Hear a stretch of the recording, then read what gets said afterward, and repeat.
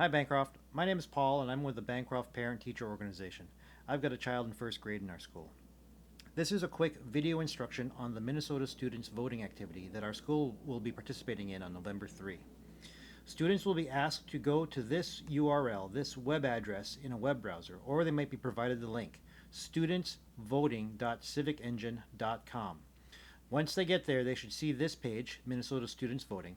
It's the mock election program for K-12 students across Minnesota, and it's sponsored by the Office of the Minnesota Secretary of State and the YMCA Center for Youth Voice.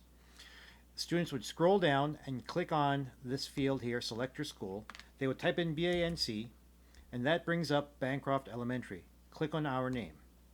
Then for enter your school address here, students just have to copy this address into this field. So 3829 13th Avenue, Minneapolis, 55407. And note, it brings up just one official address, so the students will click on that address and that populates right here in this field. So then students would click Get Started to take them to the actual activity. Students may choose Spanish, Hmong, or Somali to do the activity in if they prefer. Once clicking Get Started, they'll be taken to a new page, preparing your ballot. And this is a ballot that's been customized to our area. So it will show federal candidates as well as state candidates in Minnesota, as well as local state candidates, local municipal candidates, judicial candidates, and any ballot measures that might be appearing on the Minnesota ballot. So depending on your grade, you might do just the President of the United States, or you might vote down the line for all of these offices and measures.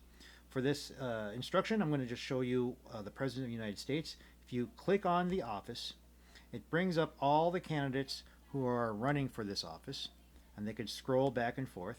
If they clicked on a candidate, it allows the students to see the name, see the party affiliation, see the candidate's running mate, and then see information about the candidate, experience, education, and where that candidate stands on the different issues. And by clicking on an issue, it brings up information down below that might be important for the students to read and would help them make a choice.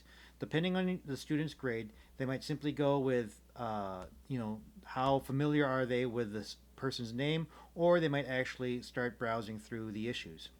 So once a student is ready to actually vote, they would pick a candidate, click on it, make sure that the candidate is circled in yellow, and then click Add to my ballot. That puts the candidate under the name of the office for which they just voted. The student would repeat this however many times that they are voting for all the different candidates down the line. Once they've completed all of their voting, they would click up in the top right corner the button that says Cast My Ballot. By clicking Cast My Ballot, it actually enters their choices into the Minnesota Students Voting System to be tallied. It also brings the students to this page with information on where to go or how to vote on actual election day. Now, the thing that's interesting about this activity is that all that information that's tallied is put into a dashboard that teachers can then visit after the fact and see how Bancroft measured up. How many votes were cast at Bancroft, for whom were those votes cast, and how do those votes compare against actual voting data from election day. And that would bring up a lot of interesting discussion for the students depending on their grade level.